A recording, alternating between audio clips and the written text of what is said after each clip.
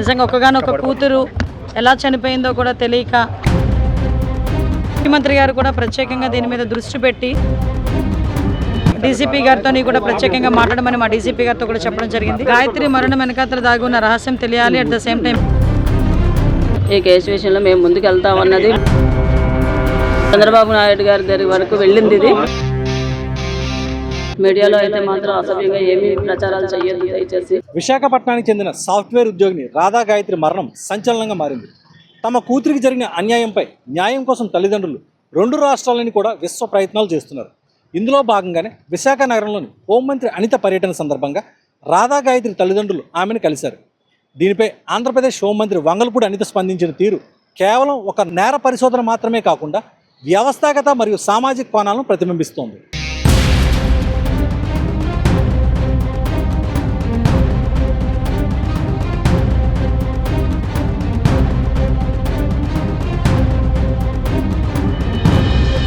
ఉత్తరాఖండ్లోని ముస్సోరీలో జరిగిన ఈ అనుమానాస్పద మృతి రెండు రాష్ట్రాల పరిధులు మరియు బాధితుల న్యాయ పోరాటాన్ని సూచిస్తుంది.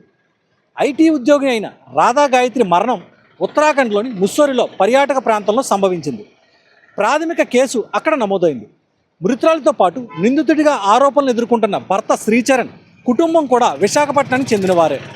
హోంమంత్రి అనిత ప్రత్యేక దృష్టి సారిస్తామని హామీ ఇవ్వడం ద్వారా ఏపీ పోలీసులు ఉత్తరాఖండ్ పోలీసులతో సమన్వయం చేసుకోనున్నారు. ఈరోజు చాలా దురదృష్టకరం గాయత్రి మరణం.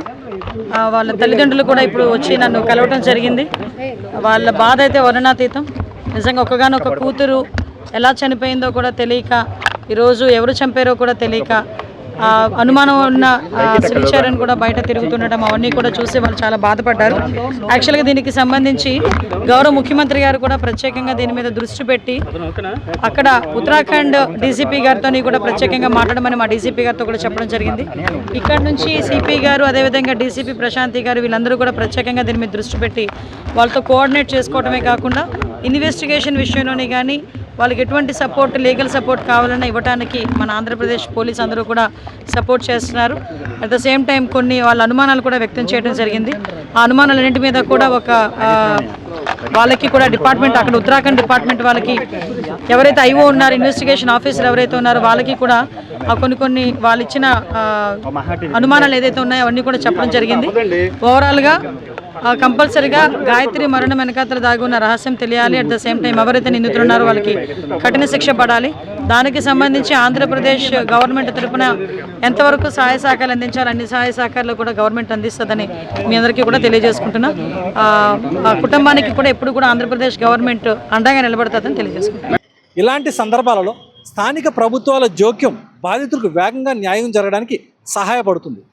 కూతురిని కోల్పోయిన తల్లిదండ్రులకు తాము ఒంటరి కాదు, రాష్ట్ర ప్రభుత్వం అండగా ఉందనే నమ్మకాన్ని కలిగించడం ద్వారా వారిలో ధైర్యం పెరిగింది. హోమ్ మినిస్టర్ గారు పక్క భరోసా ఇచ్చారండి. మా మాటలు అన్నీ విన్నారు. అతను ఎందుకు ఎలా వదిలిపెట్టారు అనేసి మన రాష్ట్రం దగ్గర నుంచి మన సపోర్ట్ ఫుల్గా ఉండాలి వాళ్ళకి అని భరోసా ఇవ్వడం జరిగింది. హోమ్ మినిస్టర్ గారు మాత్రం ఇదంతా పోలీసులతో మాట్లాడడం జరిగింది. మమ్మల్ని కూడా అడిగారు, అన్ని ప్రశ్నలు అన్ని చాలా భరోసా ఇచ్చారు. నాకైతే చాలా ధైర్యంగా ఉందండి. మీడియాలో అయితే మాత్రం అసభ్యంగా ఏమీ ప్రచారాలు చేయొద్దు దయచేసి. మా పాప విషయంలో ఇదే చెప్పవలసింది. ఎందుకని నేను చెప్తా ఉండే నేను మాత్రం.